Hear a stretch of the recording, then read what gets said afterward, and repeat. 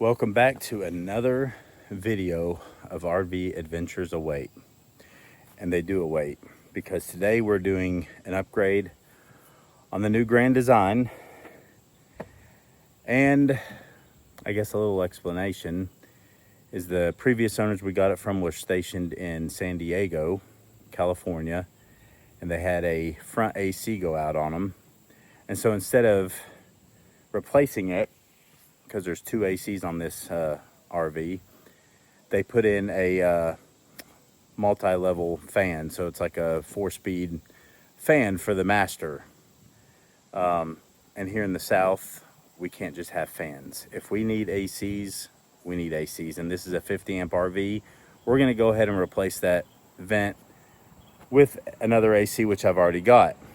So as you can see, I've already been up on the roof, been taking all the screws and the self-leveling caulking off of that vent, and we picked ourselves up another Uton by RecPro, so it will be independently used with the remote, just like our Sandpiper. Ironically, this is the same one. It's got a heat pump built in. So since we already have power ran up there to where the vent is because the previous AC was up there, we're gonna get that vent off. Power's already cut to the RV, and we're gonna haul this sucker up the ladder onto the roof. All right, so we've already cut back all of our self-leveling. We've pulled all the screws out. We've cut the power, and we are ready to take this thing off. As you can see, this is a simple wiring, just 2 wires for this, and it is power. So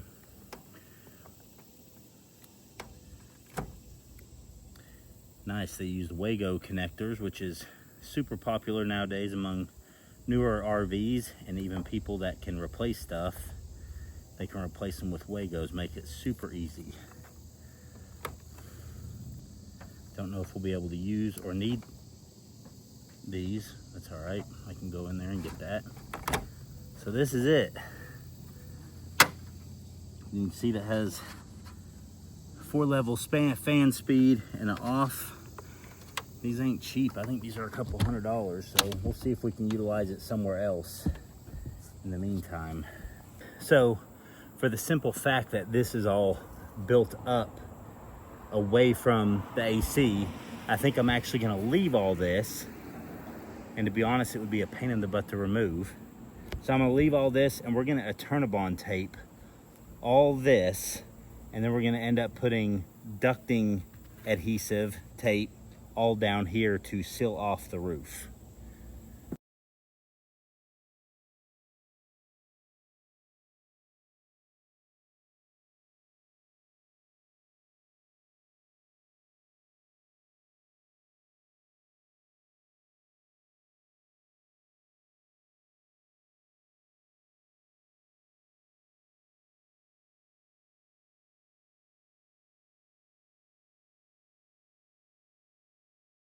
Well, as you can see, we got our tape up here sealing everything off, and then I went ahead and did all the ducting tape to ensure that there are as minimal to no leaks when I put this AC on. We got our wire coming from here, which we can stuff up in there when we're done. Everything is opened up. So let's get this AC up the ladder. All right, we've got the AC up here. I forgot to record while the boys were supporting it and I was pulling it up. We got it up here. We're gonna go downstairs, see how well it's lined up according to how they guided me, and we'll go from there. All right, let's see. Well, it's definitely a lot darker in here. All right.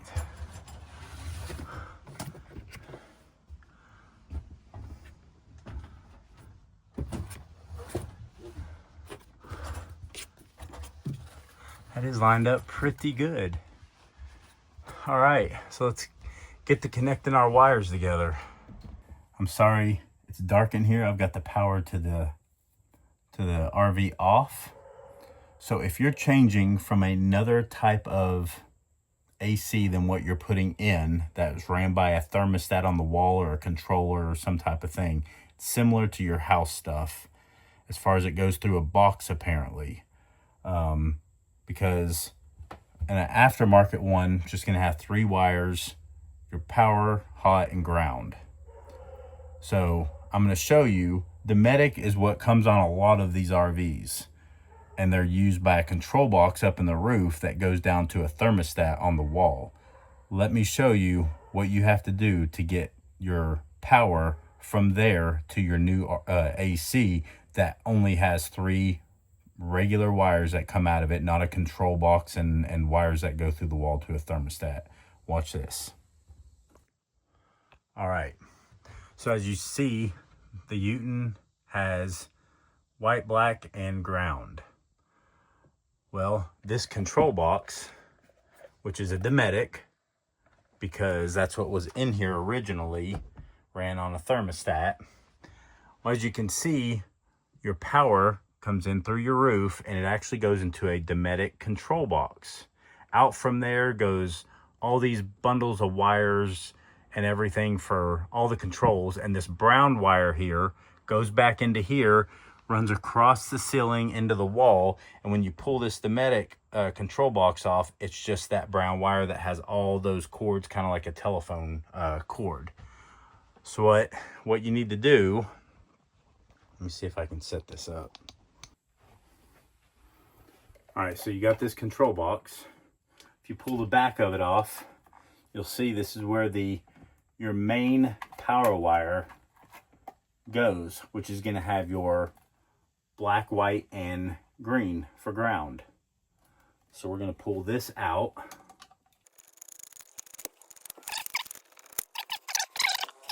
Because who wants to go back to a Dometic when you can have a Uton, and it also has a heat pump, and it's bigger than the Dometic. So this is good for parts at this point. Well, they did have butt connectors on this.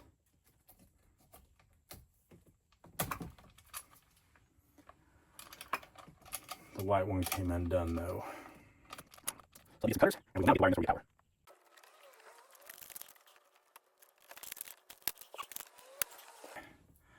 So we got our white, black, and ground.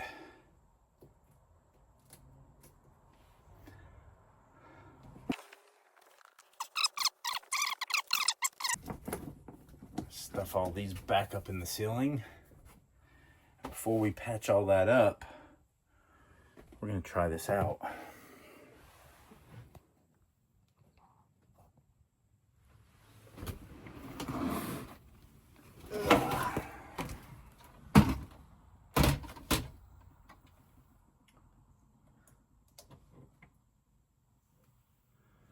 All right, let's go turn power on.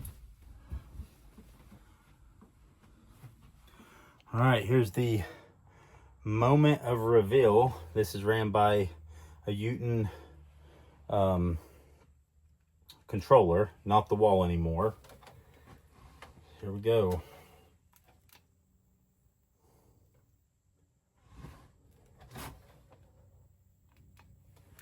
All right, as you just saw, I didn't have any power. So I remember there being a breaker down here that was turned off. So let me show you. So I didn't look at these a whole lot, other than I know the 50 amp controls the whole main breaker. But I noticed this one was flipped down. It's a 20 amp breaker. It says, that one says microwave, but it's crossed out and it says AC. So I flipped that up. I heard a little beep up here.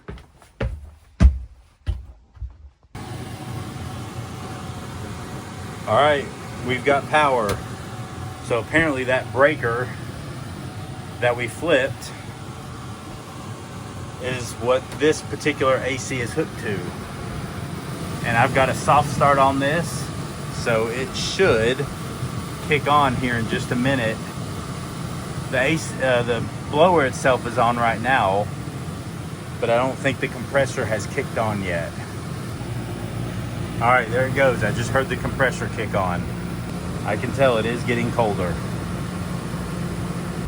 Well, there you have it, guys. I'm not gonna bore you with how to put this up because it's not hard to do. It's putting the screws through it and attaching to the upper unit. But if you're going from a Dometic or any type of newer system that has these boxes up in the roof, you have to pull that box out, undo it from the top, and pull your regular house wiring out, and then you can hook it up to your power, to your AC. Unless it's a direct plug and play type thing, that's what you got to do. Anyways, I hope this video helped somebody. I'm sorry it was all over the place, but that's kind of how it goes for me. If you have any questions, drop them in the comments below. I'll try to answer them best I am. I'm not an electrician. Obviously that took me a minute to figure out because I thought I could hook it directly up where the vent was, but that was not the case. It was running off of its own control. So anyways, hope you guys liked the video. And like I said, we're gonna do more videos since this is a new RV to us and we've got a couple things we gotta do. So stay tuned. We'll see you later.